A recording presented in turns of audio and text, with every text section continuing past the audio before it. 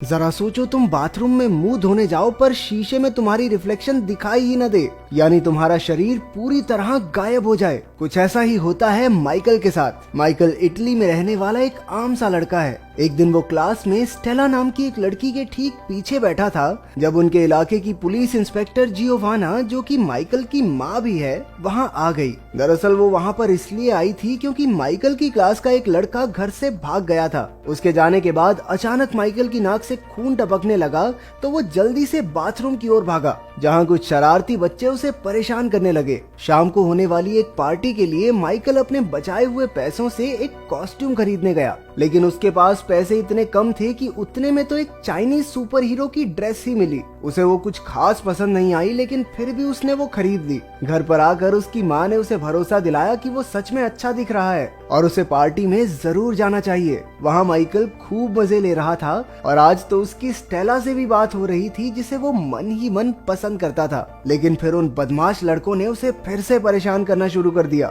और वो उनसे बचने के लिए भागकर बाथरूम में छुप गया। इस सब से परेशान होकर उसने जोर से कहा कि काश वो अदृश्य हो जाए। अचानक से लाइट चली गई और वो खिड़की से भागकर घर चला गया। अगले दिन उसके कुत्ते के भौंकने की आवाज से उसकी नींद खुली और जब वो बाथरूम में ब्रश करने पहुंचा तो उसने देखा कि वो शीशे में दिखाई ही नहीं दे रहा था। उसके कपड़े तो दिख रहे थे लेकिन उसका शरीर एकदम गायब। उसने जल्दी से सारे कपड़े उतार दिए। अचानक से उसकी माँ वहाँ आ गई, लेकिन जब उसे भी वो दिखाई नहीं दिया तो वो समझ गया कि वो अदृश्य हो चुका है और उसके अलावा उसे कोई नहीं देख सकता। उसने एक कागज पर लिखा कि वो आज जल्दी स्कूल जा रहा है और उसे अपनी माँ के पास रख दिया। कागज पढ़कर जियोवाना ने उसे फोन किया और गायब हुए माइकल ने कॉल उठाकर कह दिया कि हाँ मम्मी, सब बढ़िया है, मैं स्कूल पहुंच गया, मेरी चिंता मत करना। फिर वो अपने शरीर को पूरी तरह कपड़ों से ढककर स्कूल पहुंचा। इसके बाद उसने सोचा कि क्यों ना अपनी इस नई ताकत से उसे परेशान करने वाले लड़कों को सबक सिखाया जाए। वो अपने सारे कपड़े उतार कर स्कूल में घुस गया।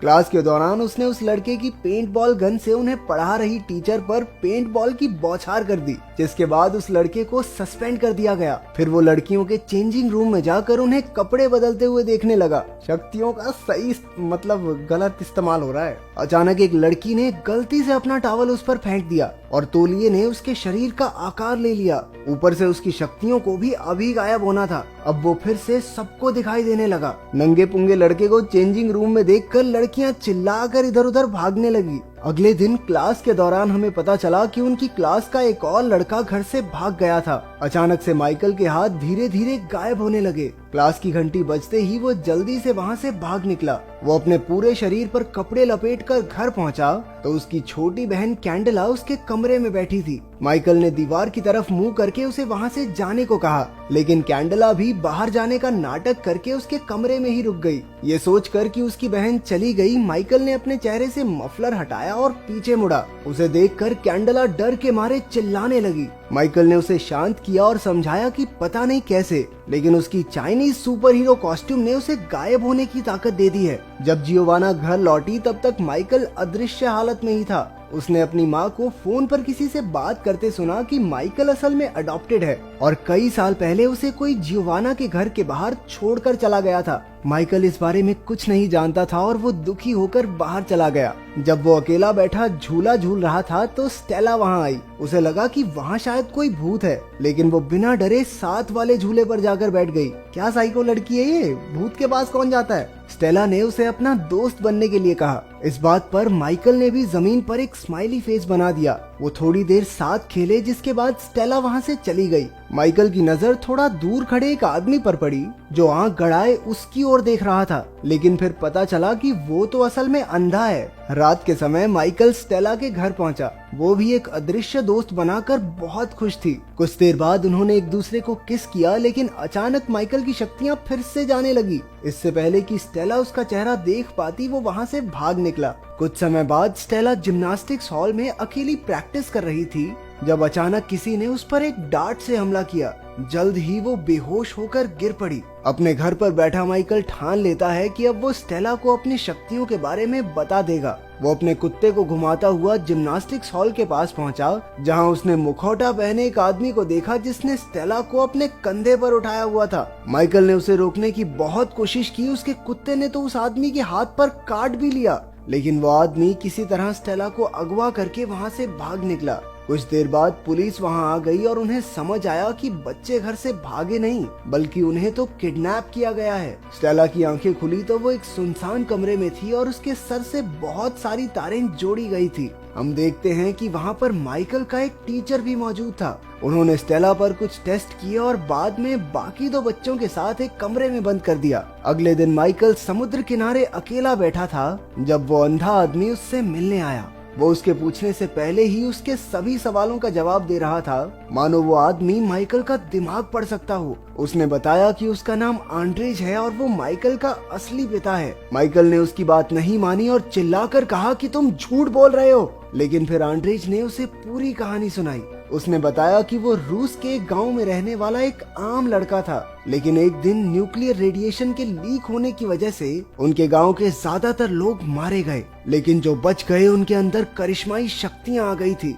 इस बारे में पता चलते ही फौज ने उन्हें हथियारों की तरह इस्तेमाल करने का प्लान बनाया। वो उन पर खूब अजीबोगरीब एक्सपेरिमेंट्स किया करते। रिपोर्ट्स में पता चला कि आंड्रेज और माइकल की मां के अलावा वहाँ पर कोई भी बच्चे नहीं पैदा कर सकता था। जब माइकल का जन्म हुआ तो वो इन अनोखी शक्तियों के साथ पैदा होने वाला पहला बच्चा बना, लेकिन उसे एक अच्छा भविष्य देने के लिए आंड्रेज और माइकल की माँ उसे लेकर मिलिट्री कैंप से भाग निकले। आंड्रेज माइकल के साथ किसी तरह बच निकला, लेकिन उसकी पत्नी मारी गई। वो जानता था कि माइकल कभी उसके साथ सुरक्षित नहीं रहेगा, तो उसने अपनी शक्तियों के इस्तेमाल से जियोवाना का दिमाग पढ़कर पता लगाया कि वो सच में एक अच्छी औरत है और अपने बच्चे को उसके घर के बाहर छोड़कर चला गया। लेकिन अब मिलिट्री को पता चल गया है कि वो खास बच्चा इसी इलाके में कहीं है। माइकल को अब भी उसकी बातों पर भरोसा नहीं था, लेकिन आंड्रेज ने अचानक से कहा कि वो यहाँ पर और बातें नहीं कर सकते, क्योंकि थोड़ी दूर खड़े एक मछुआरे को उस पर शक हो गया था और वो पुलिस को फोन करने वाला है। आंड्रेज ने माइकल को एक सूट दिया जो उसके शरीर के साथ ही गायब हो जाएगा और खुद बड़ी आसानी से उस मछुआरे की याददाश्त मिटाकर वहाँ से चला गया। माइकल के उस दोगले टीचर से बातचीत के दौरान जियोवाना ने बताया कि उसने माइकल को गोद लिया था। ये सुनकर उसे शक हुआ कि शायद माइकल ही वो खास लड़का है। सच्चाई का पता लगाने के लिए वो माइकल से मिलने उसके घर पहुंचा। बातचीत के दौरान माइकल ने टीचर के हाथ पर कुत्ते के काटने का निशान देखा और वो समझ गया कि वही स्टेला का किडनैपर है। वो एक कमरे में जाकर गायब हो गया और मौका देखकर भाग निकला। भागते भागते माइकल ने उसे परेशान करने वाले शरारती लड़के इवान को देखा। वो उसके पीछे बैठ गया और उसे जल्दी से बाइक भगाने को कहा। एक सुनसान जगह पहुंचकर माइकल ने इवान को सारी बात समझाई। उधर स्टेला ने दिमाग लगाया कि अगर वो एक के ऊपर एक खड़े हो जाएं, तो कमरे से बचकर निकल सकते हैं। उसकी तरकीब काम भी कर गई और वहाँ से निकलकर वो छत पर पहुंची, जहाँ उसे एक सर्च लाइट मिली। उसे भरोसा था कि उसका अदृश्य दोस्त उसे जरूर ढूंढ रहा होगा, तो उसने लाइट पर वैसा ही स्माइली फेस बना दिया जैसा उनकी पहली मुलाकात वाले दिन माइकल ने बनाया था। उसके सिग्नल को देखकर माइकल समझ गया कि स्टेला कहाँ है।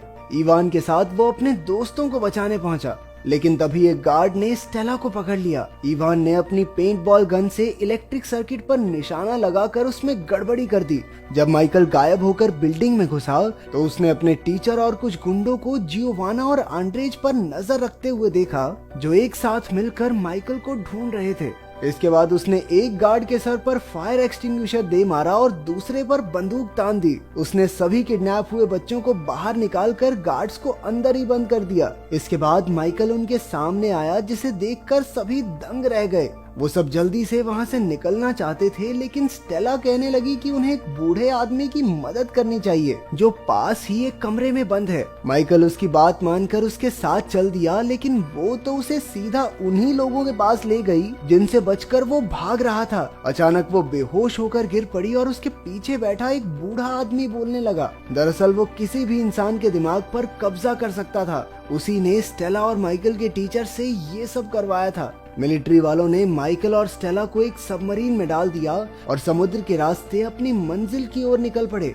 दूसरी ओर आंड्रेज और जियोवाना वहां पहुंचकर इवान से मिले। बिल्डिंग को सेल्फ डिस्ट्रक्ट मोड पर लगा दिया गया था और अब कुछ ही सेकंडों में धमाका होने ही वाला था। उन्होंने जल्दी से अगवा किए गए दोनों बच्चों और माइकल के टीचर को भी बचा लिया, क्योंकि उस बेचारे की कोई गलती थोड़ी न थी। उसके दिमाग को तो बूढ़े अंकल ने वश में कर रखा था। वो सब धमाके से ठीक पहले बिल्डिंग से बाहर निकल गए। दूसरी तरफ सबमरीन में माइकल को पता चला कि उसके पास सिर्फ गायब होने की शक्ति नहीं है, वो अपने दिमाग की ताकत से चीजों को हिला डुला भी सकता है। उसने अपनी शक्तियों का इस्तेमाल करके आसपास की चीजों को तोड़ना शुरू कर दिया। उसने उन सभी गुंडों को मारकर स्टेला और अपनी जान बचाई। फिर वो अपनी शक्ति से सबमरीन को वापस समुद्र किनारे ले आया, जहां सब उसका इंतजार कर रहे थे। वो बहुत खुश था और सबके सामने गायब होकर अपनी शक्तियों का दिखावा करने लगा। आंद्रेज ने उसके पास आकर कहा कि वो अपनी शक्तियां यूं सबके सामने नहीं दिखा सकता। उसकी पहचान को गुप्त रखने के लिए आंद्रेज को वहां मौजूद सभी लोगों की याददाश्त मिटानी होगी। माइकल ने बात को समझकर एक आखिरी बार स्टेला को किस किया, जिसके बाद आंद्रेज वापस लौटने का वादा करके सबकी याददाश्त मिटाकर वहां से चला गया और सब